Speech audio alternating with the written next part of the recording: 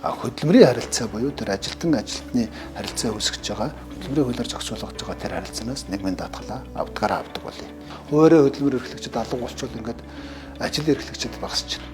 Хүн болгонд хүртээмжтэй болгохын тулд ямар харилцаа салгуураар тэтгэврийг тогтоох вэ?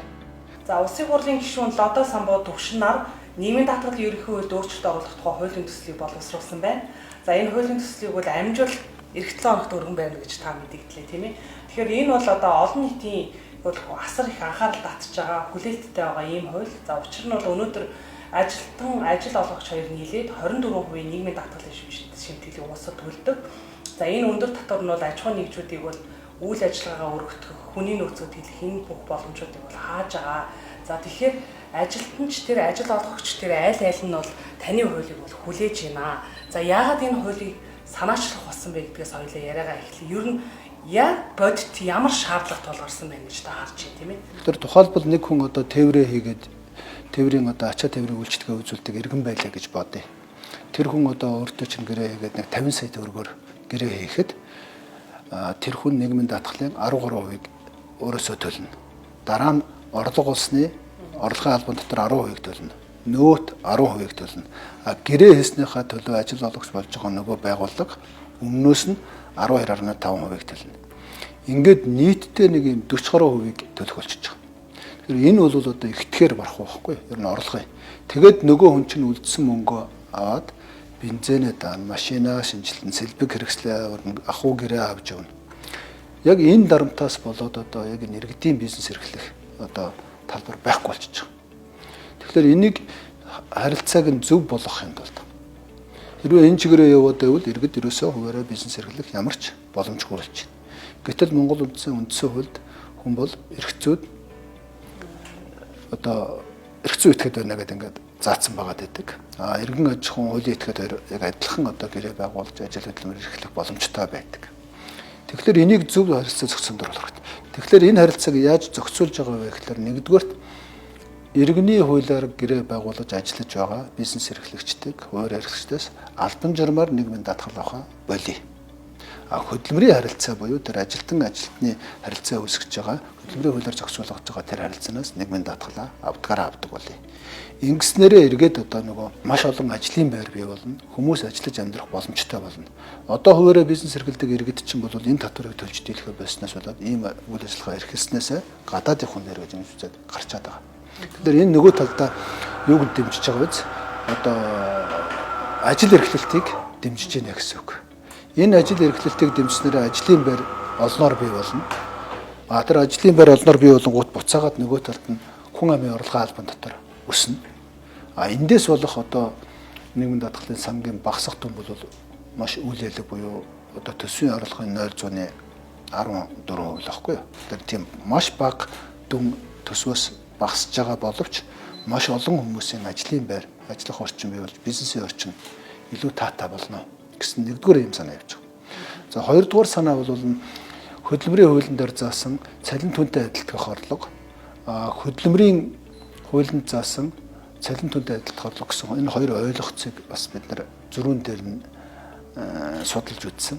Хөдөлмөрийн хуулийн цалин түнтэй орлогод одоо нөгөө байгууллагаас олгодог ажилчтай олгож байгаа хөнгөлт оромж нөгөө юунууд унаа байр, байрны ашиглалтын төлбөрүүд, төлшний зардал гэсэн ийм одоо хөнгөлөлтүүд дэс нийгмийн даатгал авахаа болъё гэж байна. Ингэснээрээ одоо яг тэр ажилчин хүнд яг амин чухал хэрэгтэй анхны одоо хөнгөлөлт чөлөөлтүүд мөнгө нь орж орлого нь бодиттойгоор өснө, ахуй амьдрал нь дээшлэн бас буцаагаад ажлын байр нэмэгдэнэ. Энэ талаасаа нөгөө талаасаа энэ талаасаа байгууллага өөрөө сэтэлжиж энийг нэмэгдүүлэх замаар хүн амын орлогын албан дотор өснө гэсэн. Нэг ийм хоёр дахь зохицуулт байна. За гурав дахь зохицуулт нь болохоор нөгөө байгууллагч өөрөөсөө бас цалингийн сангаасаа хамаарч нийгмийн даатгал төлдөг. Тэр нь бол ингээд нэг хүний цалингийн дээд хязгаар гэж байхгүй байсан. Тэрийг дээд хязгаартай болгох. Одоо хувь хүн бол цалингаасаа нийгмийн даатгал төлөхдөө хөдөлмөрийн хөлсний доод хэмжээг 10 нугалснаас дээшх дүнгээс өөр төлөхгүй байж болдог. Байгууллага бол хязгааргүй төлдөг. Тэрийг л бас яг адилхан хөдөлмөрийн хөлсний дээд хэмжээг 11 уснаас дээш байгууллага төлөе, түүнээс дээшх дүнгээс байгууллага төлөхөө болъё гэсэн ийм 3 зохицуулт хийж байгаа. За энэ 3 зохицуултыг нэлээд олон сарын өмнөөс 4-5 сарын өмнөөс бол хэлэлцээд олон гишүүд ингэж саналаа өгөөд хамгийн одоо чухал орлого дээр шийдэл гаргаж болох хамгийн чухал саналуудыг одоо явж байгаа. Энэ дээр одоо манай Уянка шиг Номин Жимэг гэдэг ингээ хуульч гишүүд санаачлаад бас бид нар хамтраад ингээд их олуулаа энэ хуулийг өргөн барихаар бэлтгээд одоо хэлэлцүүлгүүд явж байна. Та бол энэ хууль боловсруулсантай холбоотойгоор хилцүүлэг хийж штэ тий. Тэгэхээр энэ хилцүүлэгт энэ нийгмийн шатныхан оролцож чадж байгаа юу? Одоо тухайлбал энэ нөгөө жинхэнэ түүх ажиллуулдаг, дэлгүүр ажиллуулдаг, жижиг дунд одоо бизнес эрхэлдэг хүмүүс яг ямар саналыг бас танд хэлж байна? Яг бодит ийм нөхцөл тулгараад байгаа тэр нөхцөл байдлаа юу гэж тайлбарж байна? Яаж асуулт зохистой гэж байна? За хилцүүлгээр нэг ойлгож авч байгаа юм бол үнэхээр одоо энэ татвар нийгмийн даатгалын дарамтаас бизнес босох боломжгүй болжээ. Ийм учраас энэ дээр хүмүүс бол маш таата одоо арьсгуулж авч байна. А миний хуулийн энэ гол санаа бол орлого талыг зэгцлэе гэж. А нөгөө зарлах тал ч нөрөө ер нь аль тал нь ч маш том актуар тооцоон дээр хийж ямар нийгэм эдийн засгийн нөлөө гарах уу гэдгийг судалж ижил энэ хууль чинь бий болж байгаа шүү дээ. А тэгэхээр эхлээд хамгийн одоо өргөсчиг байгаа энэ 3 залтыг зэгцэлжээ. Тэгээд орлого талынхаа харилцааг маргаангүйгээр буюу за ямар юмнаас нийгмийн даатгал авах юм бэ гэхээр хөдөлмөрийн харилцаанаас авах юм байна. А хөдөлмөрийн харилцааг буцааж хувиргаж одоо өөр гэрээ болох юм бол дургуул шийтгэл авах юм байна.